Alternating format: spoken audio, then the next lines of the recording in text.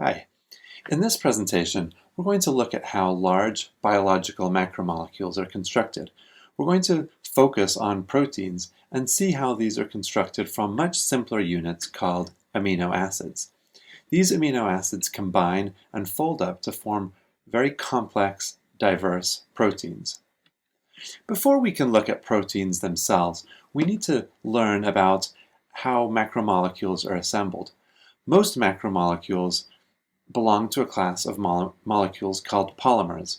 They're called polymers because they consist of long strings of individual repeated units. The individual units are called monomers, and collectively, when assembled, they're called polymers.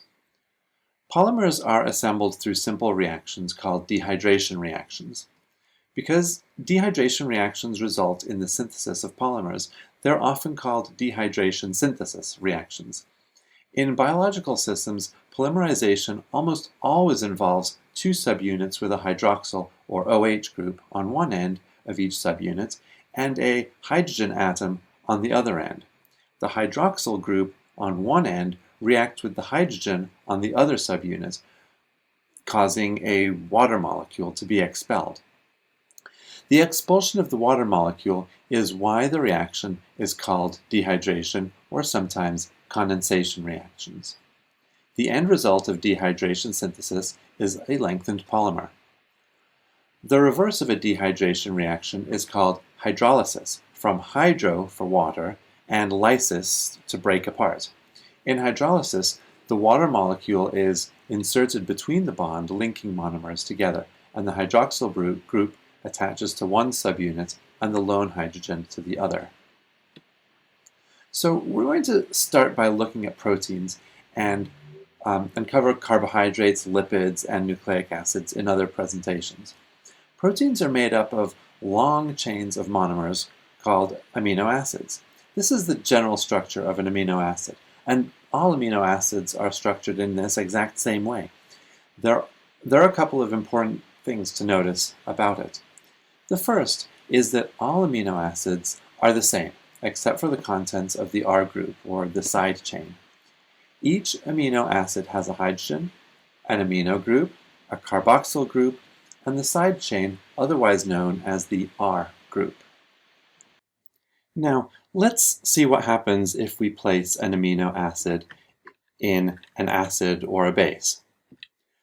Remember that an acid is a solution that has an excess of hydrogen ions. If the amino acid is placed in an acidic solution, then the nitrogen in the amino group acts like a base and attracts a hydrogen ion to become positively charged. This does not happen on the carboxylic acid side of the molecule. If the amino acid is in a basic solution with a scarcity of hydrogen ions and an excess of hydroxyl ions, the carboxyl group on the amino acid will act as an acid and give up its hydrogen ion to react with the hydroxyl ions in the solution. This results in the carboxyl group being ionized. So again, in acidic solutions, the amino group will gain a hydrogen ion to become ionized, and in basic solutions, the carboxyl group will lose hydrogen to become ionized. At pH 7, the pH at which most biological systems are maintained, both the amino group and the carboxyl group become ionized. This is important for two reasons. First, it helps the amino acids stay in solution, and second, it affects their reactivity. There are 20 amino acids, and they're each distinguished by their R groups. R groups can be categorized according to whether they're hydrophobic or hydrophilic, and whether they're charged or not. In these drawings, the R groups are in yellow. Notice that in this diagram has the R groups on top of the amino acid backbone compared to the previous pictures where the R group was below. All of these R groups are hydrophobic. Look at them carefully, and you'll see that there aren't any atoms that are particularly electronegative. Remember that electronegative atoms, such as oxygen, set up partial positive and partial negative charges within the molecule. And these partial positive and partial negative charges attract water molecules because water is also polar. Also remember that although carbon and hydrogen's electronegativities are not identical, they're similar enough to keep the molecules hydrophobic, or at least that portion of the molecules hydrophobic. Look at tryptophan. This is one of the exceptions. Tryptophan has a nitrogen atom in its R group. Normally, the nitrogen atom would be quite electronegative and cause the R group to be hydrophilic. However, in this case, the nitrogen is only a small part of a much larger ring structure, and the double bonds in the ring distribute the electrons more evenly throughout the R group. As a result, tryptophan, despite having the electronegative nitrogen atom, remains relatively hydrophobic. In this group of amino acids, the side chains are hydrophilic. They are hydrophilic because there's a strong electronegative atom in each. For most of them, this electronegative atom is oxygen. However, cysteine has a sulfur which is almost as electronegative as oxygen. Remember that the effect of this electronegative atom is to strongly attract the electron away from neighboring atoms and set up a partial positive and partial negative charge. These partial positive and negative charges can interact with water, which is itself polar. In this last group of amino acids, each has a positive or negative charge in the R group. These charged amino acids are strongly attracted to water, and the amino acids are therefore hydrophilic. I want to mention that for the purposes of this class, you should know the generic structure of amino acids, but do not need to memorize the structure of any of the R groups. However, you should be able to recognize whether an amino acid, when given the structure of the R group, is hydrophilic or hydrophobic, and whether it has a charge or not. The last thing I wanted to point out about most amino acids is that the central carbon atom is chiral. That is, it has 4 different groups attached to it, and so the spatial arrangement of those groups is important. Imagine looking at the molecule in 3 dimensions and moving the hydrogen group so that it's closest to your eye. Then look down at the molecule and you'd see these other groups leaning away from your eye. If we draw the molecule from this perspective and leave out the hydrogen atom for clarity, we see the other 3 groups arranged like on the right. In nature, all amino acids have the same chirality. If we look at the case of glyceraldehyde, we find that it is levorotatory with respect to the way it twists polarized light. All other amino acids are arranged in the same way, though they don't all rotate light the same. And so we say that all amino acids are L enantiomers instead of D enantiomers. If you ever need to figure out the spatial arrangements of these groups, you can remember the acronym CORN. Hold the molecule with the hydrogen group facing your eye and start at the carboxylic acid group, CO. Go clockwise to the R and then to the N. This spells corn. But if you have groups in the wrong position, it will spell Connor, which isn't a word. Okay, so we've looked at properties of the amino acids themselves. So now let's look at how they combine to form polypeptides. This figure shows the carboxyl group of the amino acid on the left reacting with the amino group of the amino acid on the right. Notice that this reaction is happening in water, so both sides of each amino acid are in their ionized form. In this condensation reaction, water is expelled and the result is a peptide bond between the 2 amino acids. Peptide bonds are particularly stable because of the pair of electrons associated with the oxygen atom is actually shared with the carbon-nitrogen bond, as shown by this orange arrow. The electron sharing makes the carbon-nitrogen bond act like a double bond. In fact, this part of the molecule is planar, as would be the case if it were a double bond. Additionally, rotation is not possible around this bond. However, rotation in other parts of the polymer is possible. As the polymer grows, notice that each new amino acid that is added in the same orientation as previous ones. This means that at one end of the polypeptide there's an amino group, and at the other end there's a carboxyl group. We note this directionality of the polypeptide as it having an N terminus and a C terminus. Finally, note that the amino acid chain is linked together through the backbone, rather than via the R groups. The effect of this is that the R groups are available to interact with other R groups as the protein gets folded, as we'll see. So, we've seen how amino acids are structured and how they polymerize together. Proteins are formed as a single sequence of amino acids, all joined together with peptide bonds. The ordering of amino acids in the sequence is determined genetically, as we'll learn later in this course. This amino acid sequence is termed the primary structure and is simply the sequence of amino acids as they appear in the protein, from the N terminus to the C terminus. We can now call this structure a polypeptide in recognition of the peptide bonds that hold each amino acid to the next. A polypeptide chain is very flexible due to the ability of atoms to rotate relative to one another through much of the backbone. This flexibility allows the polypeptide to fold into several different shapes, known as the secondary structure.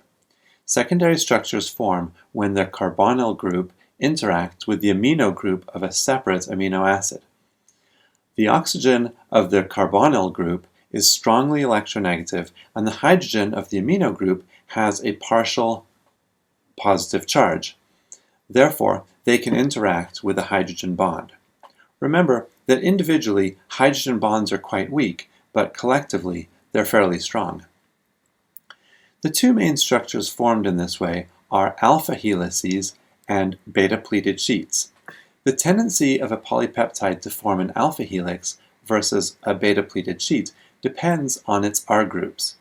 The R groups differ in their chemical properties and geometry, with some groups tending to form alpha helices and others tending to form beta-pleated sheets.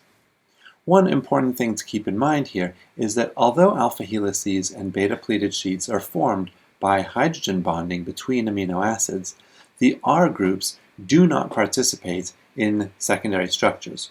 We'll see how they interact to form tertiary structures next. Tertiary structures are formed by bonding between R groups on distant amino acids. There are a number of different types of bonds that can contribute to tertiary structure. Bonds that form between positively charged and negatively charged amino acid residues are ionic bonds and thus very strong and hold the protein together strongly. Disulfide bonds are formed between two cysteine residues and are covalent. As with other covalent bonds, the bonding is very strong, and these, along with ionic bonds, make the folded protein structure very stable. There are also a number of much weaker interactions that collectively help to hold the protein in its shape. Hydrogen bonding is very common and forms both between the backbone and the side chains, as well as between side chains. Van der Waals interactions are very weak and are the result of transitory partial positive and negative charges due to the movement of electrons. Hydrophobic interactions are also very weak. They're the result of hydrophobic amino acid residues being forced into close proximity with one another in order to stay away from water. They therefore often occur deep inside proteins. Proteins are very diverse and come in all shapes and sizes and incorporate a wide degree of variation in their tertiary structure. Many proteins only have tertiary structure. However, some proteins combine more than one polypeptide in order to form a quaternary structure. These combinations can include multiple copies of the same tertiary structure as shown on the left. They can also consist of different tertiary structures, as is the case in hemoglobin, shown on the right.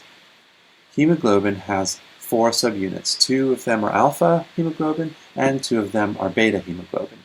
It's only in these particular configurations that the proteins can function properly.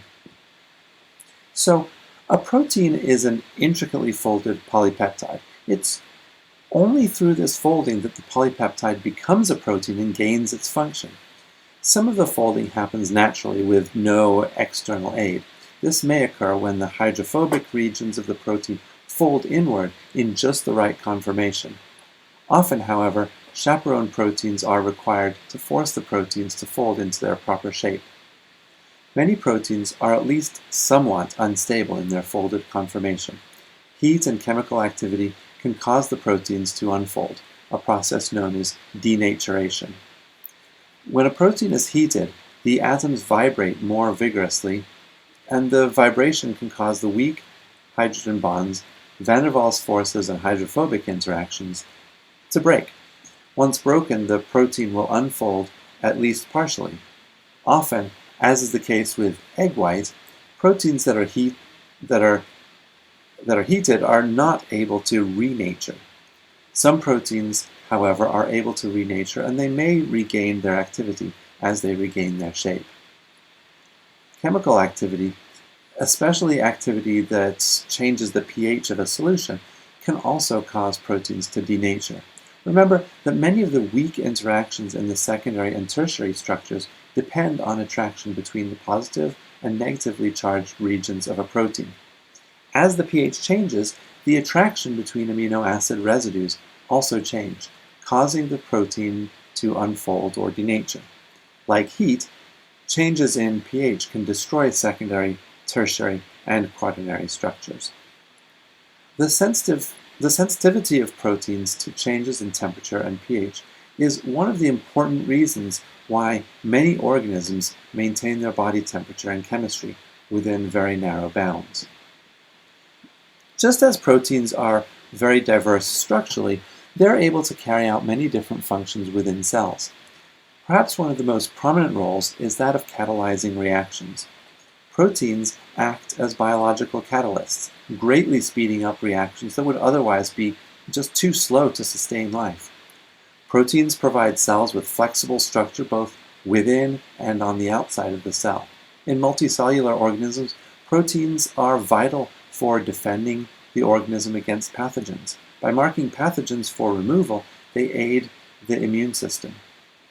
Cell membranes are studded with a diverse array of proteins. Some of these act as signaling molecules in order to pass signals from outside to inside a cell. Others transport materials that otherwise could not pass through a cell membrane. Finally, proteins help in the movement of materials within cells and also allow cells to change their shape, thereby allowing muscle movement.